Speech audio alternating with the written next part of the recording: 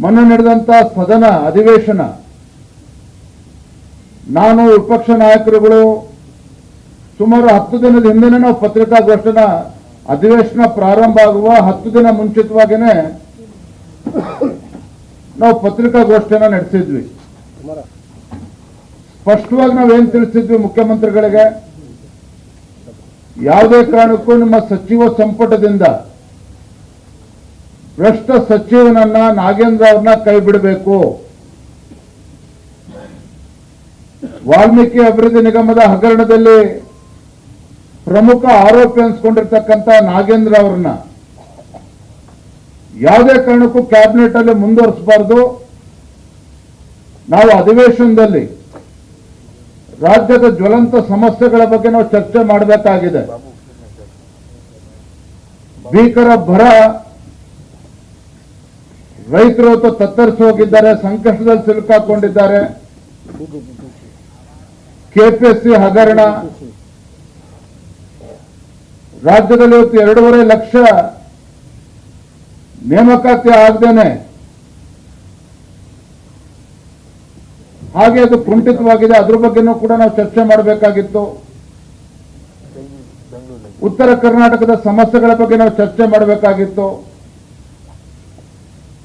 ಬಿಡಿಸಿ ಮತ್ತೆ nice project ಬಗ್ಗೆನೂ ಕೂಡ ಚರ್ಚೆ ಆಗಬೇಕಾಗಿತ್ತು. ಹಾಗಾಗಿ ನಾವು ಏನು ಆಗ್ರಹ ಮಾಡಿದ್ವಿ ಅಂತ ಹೇಳಿದ್ರೆ,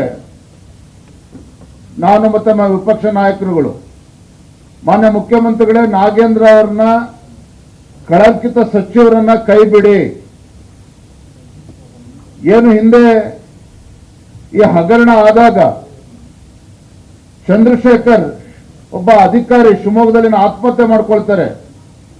ಬೋವಿ ಸಮಾಜಕ್ಕೆ ಸೇರಿರ್ತಕ್ಕಂಥ ಒಬ್ಬ ಅಧಿಕಾರಿ ಆತ್ಮಹತ್ಯೆ ಮಾಡ್ಕೊಂಡಿರ್ತಕ್ಕಂಥದ್ದು.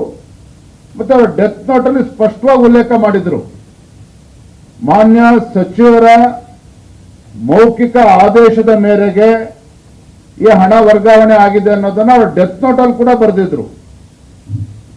ಆದ್ರೂ ಕೂಡ ಬಂಡತನ ಮಾಡ್ತಾ ಇದ್ರು. ಕೊನೆಗೆ ಅಂದಿನ ಮುಖ್ಯಮಂತ್ರಿಗಳು ಸಿದ್ದರಾಮಯ್ಯನವರು ಸದನದಲ್ಲೇ ಒಪ್ಕೊಂಡ್ರು, ಹೌದು ಇದು 185 ಕೋಟಿ ಹಗರಣ ಅಲ್ಲ, ಕೇವಲ 95 ಕೋಟಿ ಮಾತ್ರ ಟ್ರಾನ್ಸ್ಫರ್ ಆಗಿರೋದು ಅಂತೇಳಿ ಅಂದಿನ ಮುಖ್ಯಮಂತ್ರಿಗಳು ಕೂಡ ಒಪ್ಕೊಂಡಿದ್ರು.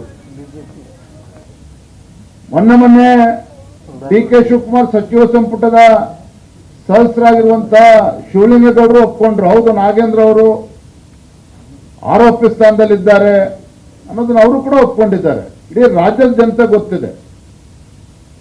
ಇಷ್ಟೆಲ್ಲ ಗೊತ್ತಿದ್ದು ಕೂಡ ಸದನದಲ್ಲಿ ಸಮಯ ವ್ಯರ್ಥ ಆಗಬಾರದು, ರಾಜ್ಯದ ಜ್ವಲಂತ ಸಮಸ್ಯೆಗಳ ಬಗ್ಗೆ ಚರ್ಚೆ ಆಗಬೇಕು.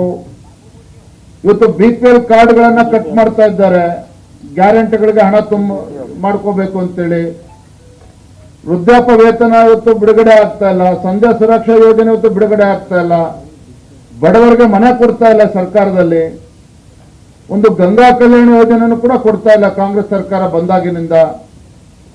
ಸೊ ಎಲ್ಲವೂ ಕೂಡ ಅಧಿವೇಶನದಲ್ಲಿ ಚರ್ಚೆ ಆಗಬೇಕು. ಈ ಚರ್ಚೆ ಇವೆಲ್ಲವೂ ಆಗಬೇಕು ಅಂತ ಹೇಳಿದ್ರೆ ಭ್ರಷ್ಟರನ್ನ ಕೈ ಬಿಡಬೇಕು ಅಂತ ನಾವು ಒತ್ತಾಯ ಮಾಡಿರ್ತಕ್ಕಂಥದ್ದು ಸತ್ಯ. ಮೊನ್ನೆ ದಿನ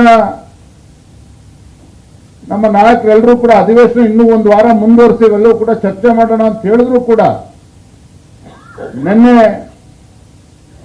ಈ ಕಾಂಗ್ರೆಸ್ ಸರ್ಕಾರ ಮಾನ್ಯ ಮುಖ್ಯಮಂತ್ರಿಗಳು ಅಧಿವೇಶನವನ್ನ ಕಡಿತಗೊಳಿಸಿ ಫಲಾನುವಾದ ಮಾಡಿರುವಂಥದ್ದು.